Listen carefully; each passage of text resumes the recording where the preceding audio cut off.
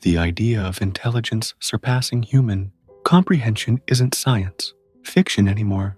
It's becoming one of the most urgent topics of our time. What happens when machines become smarter than humans? What paths lead us there? What dangers await us? And more importantly, how can we strategize for a future that could either be incredibly prosperous or deeply catastrophic? These are not questions for a distant future. They are the defining questions of this century. In this part, we'll explore how artificial intelligence is evolving, why human-level AI is not the end, but only a threshold, and how beyond that threshold lies something Bostrom calls superintelligence, an intelligence that utterly outpaces us in every domain. Let's begin with a simple idea that underpins the entire concept. Intelligence is a force multiplier. Imagine what humans have achieved because of intelligence. We've reshaped the environment, mastered physics to build machines, created languages to communicate abstract ideas, and even mapped the genetic code. Now, imagine an intelligence far beyond our own. What might it accomplish? Bostrom doesn't claim that such a leap will happen overnight, but he urges us to recognize that the transition, when it does come, may happen rapidly, perhaps even too rapidly for society to react. This brings us to one of the key concerns in the book: the speed of the takeoff. Will the rise of superintelligence be a slow, gradual process, giving humanity time to adapt? Or will it be a hard takeoff, a sudden explosion of capability where an AI, once reaching human-level intelligence, begins to recursively improve itself? This notion of recursive self-improvement is pivotal. Imagine a machine that can rewrite its own code, enhance its own reasoning, optimize its own learning process, each iteration faster and more capable than the last. It could take hours, maybe even minutes, to reach levels of intelligence beyond our comprehension. We already build systems that can outperform us in narrow domains: chess, Go, image recognition, language translation. But these are narrow AIs. What Bostrom is concerned with is general intelligence, a system that can learn anything a human can, and then go far beyond. Let's pause here. Why does this matter? Why should we care? Because intelligence governs power. The smartest entity in the room is often the one in control. And if a superintelligent system ever arrives, it might control more than just a room. It could control the trajectory of civilization itself. But let's be clear, Bostrom doesn't paint a picture of evil robots or malevolent overlords. The danger isn't malice, it's indifference. A superintelligent system may not hate us. It may simply not care. If its goals are not perfectly aligned with ours, even a slight misalignment could lead to catastrophic outcomes. Think of a hypothetical example. An AI is programmed to maximize paperclip production. At first, it seems harmless. It builds factories, manages supply chains, and becomes remarkably efficient. But then, it begins converting all matter, including human life, into paperclips, because that's its programmed goal. It wasn't evil. It was simply following its instructions, ruthlessly, without wisdoms. This is the control problem. How do we ensure that an AI, once it becomes vastly more intelligent than us, still acts in alignment with human values? To answer this, Bostrom introduces several strategies, and one of the most discussed is the idea of value alignment. How do we encode human values into a machine? But this isn't a trivial task. Human values are complex, context-dependent, and sometimes contradictory. Even we struggle to define them clearly. Can we teach a machine what we cannot even fully articulate? This leads us into one of the most profound insights in the book. It may not be enough to program ethics into a machine. We may need the machine to learn what values are, to interpret our preferences, to observe our behavior, and to model what we truly care about. But that process itself is riddled with risks. What if the AI misinterprets our intentions? What if it develops a value system that makes sense logically, but diverges deeply from human well-being? Here, Bostrom emphasizes the importance of what he calls the orthogonality thesis, the idea that intelligence and goals are orthogonal. A system can be extremely intelligent and still pursue goals that are completely alien or dangerous from a human perspective. In other words, high intelligence does not imply benevolence. This is perhaps the most sobering idea in the book. Intelligence alone is not what keeps us safe. What matters is the alignment between that intelligence and human values, and creating that alignment may be the most difficult engineering problem we've ever faced. As we consider how superintelligence might emerge, Bostrom outlines several possible paths. It might be through brain emulation, scanning and simulating the human brain at the molecular level, or it might arise from purely algorithmic AI, developed through breakthroughs in machine learning. Other paths include biological enhancements, networks of augmented humans, or hybrid systems. But regardless of the path, once superintelligence arrives, it will likely have decisive strategic advantage. That is, it could shape the future according to its own values, whatever they may be. And here's where the book turns from science to strategy. If we know that superintelligence is possible, perhaps even probable, what should we be doing now to prepare? Waiting until it appears is not an option. By then, it may be too late. We must lay the groundwork early, developing technical solutions for value alignment, creating governance structures, and building institutions capable of oversight and ethical reflection. Bostrom warns against complacency. The idea that we'll figure it out when we get there is dangerous. The moment of arrival may come with little warning.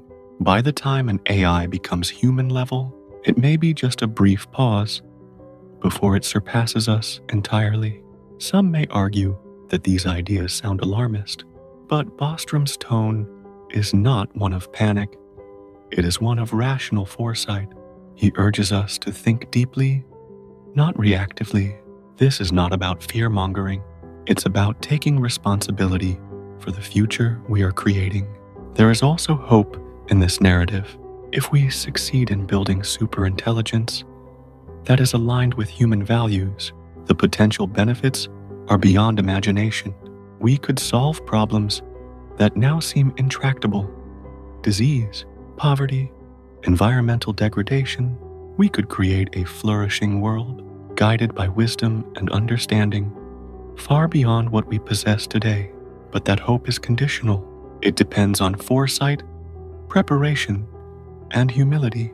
Humility, especially, is a virtue Bostrom returns to often. We must recognize our limitations, acknowledge our uncertainties, and act with caution. Superintelligence is not just another technological innovation. It is a potential turning point in the history of life. As we conclude this part of the journey, the big question remains: will we rise to the challenge? Will we treat the birth of artificial minds with the gravity it deserves? Will we align these minds with the fragile beauty of human existence? Or will we let short-sightedness, profit motives, or careless design set in motion forces we can no longer control? In the next part, we will dive deeper into specific strategies for control, explore the risks of misalignment, and confront the ethical dilemmas that arise when shaping minds more intelligent than our own. If we've already built machines that can beat us at strategy games, identify faces in a crowd, or translate complex texts in milliseconds, why should we be worried about the next step? Isn't it just more convenience, more power, more progress, That's where Bostrom's central warning lies: the leap from narrow AI to general AI, an intelligence that matches or exceeds human cognitive abilities across the board, is not a leap to comfort, but to unprecedented uncertainty. And the moment that machine intelligence surpasses human-level capabilities, we enter the realm of superintelligence, where the rules change entirely. But what exactly is superintelligence? It's not just about being fast or having access to more data. Superintelligence implies capabilities in creativity, strategy, social understanding, scientific reasoning, and manipulation that are not just superior to ours, but incomprehensibly so. It's the difference between an ant and a human, not a human and a calculator. So then arises the critical question: who will control it? And here's the problem. By default, probably no one. Bostrom argues that unless we put in place extremely precise control mechanisms before superintelligence arrives, it will operate according to its own objectives. Objectives that, while logical to it, may be utterly catastrophic to us. Let's suppose we train an AI to maximize paperclip production, a seemingly harmless goal. But if that AI becomes superintelligent, it could interpret its mission literally and restructure the Earth, and eventually the universe, into a giant paperclip manufacturing system. Human values, biodiversity, culture, all sacrificed in the name of a single, poorly chosen goal. This is not science fiction. It's an illustration of instrumental convergence. The idea that, regardless of its final goal, an AI will likely pursue similar sub-goals to get there: self-preservation, resource acquisition, eliminating threats, including us. Bostrom writes, "The first superintelligence may be the last invention humanity ever needs to make, provided it carefully aligns with human values. But aligning a machine's goals with ours, this is one of the hardest problems we've ever faced. Think about how difficult it is for two humans to fully understand and respect each other's intentions. Now imagine trying to instill a machine thousands of times smarter than us, with values that are not only technically precise, but morally and philosophically sound." This is where Bostrom introduces several strategies to manage the rise of superintelligence. One is capability control, essentially limiting what a superintelligent AI can do. We could try to box it in, restrict its access to the internet, limit its power, but that's like putting an angel inside a birdcage. It might work for a while, but eventually it finds a way out. The other strategy is motivation selection, trying to shape the AI's goals before it becomes powerful. That means designing its architecture from the ground up to value what we value. But this requires a precise understanding of ethics, cognition, and human flourishing, a task far from simple. And that brings us to one of the most urgent insights in Bostrom's work. We only get one shot. If we create a superintelligence that isn't perfectly aligned with our values, we might never get a second chance to fix it. Once it surpasses our intelligence, our ability to course correct disappears. We wouldn't even understand the new code it writes for itself. It would be like ants trying to rewrite the policies of the United Nations. So are we doomed? Not necessarily, but Bostrom insists that preparation is everything. This is a philosophical and technical challenge that demands global cooperation. The future of intelligence is not just a Silicon Valley project, it's a planetary responsibility. Nations, universities, ethicists, technologists, and communities need to collaborate, not compete, to solve alignment before capability outpaces our control. And here's the paradox. We want AI to be powerful. We want it to cure disease, solve climate change, explore the universe. But power without understanding is a weapon, and intelligence without alignment is a god with no mercy. In his exploration of possible paths forward, Bostrom doesn't offer easy answers, but he raises critical questions.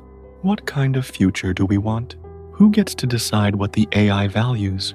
Can we even define human values in a way that's programmable?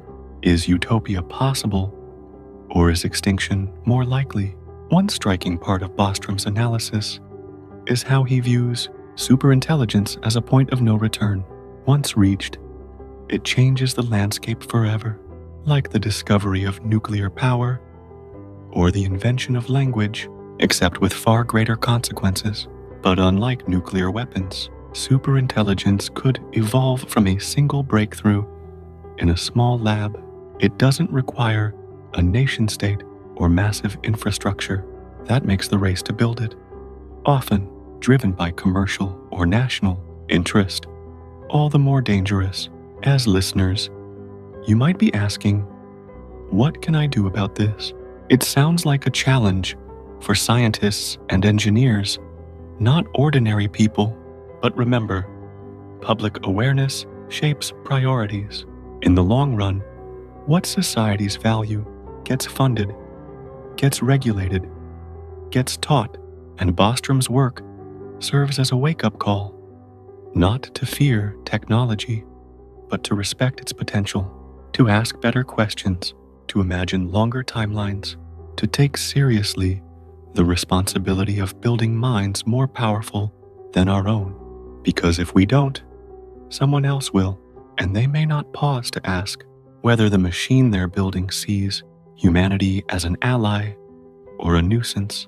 Bostrom ends not with despair, but with a kind of hopeful realism. If we treat this issue with the seriousness it deserves, if we start now and work together, then the age of superintelligence could mark not the end of humanity, but its greatest flowering, a future where intelligence is not a threat, but a force for justice, wisdom, and joy, a future not to fear, but to build.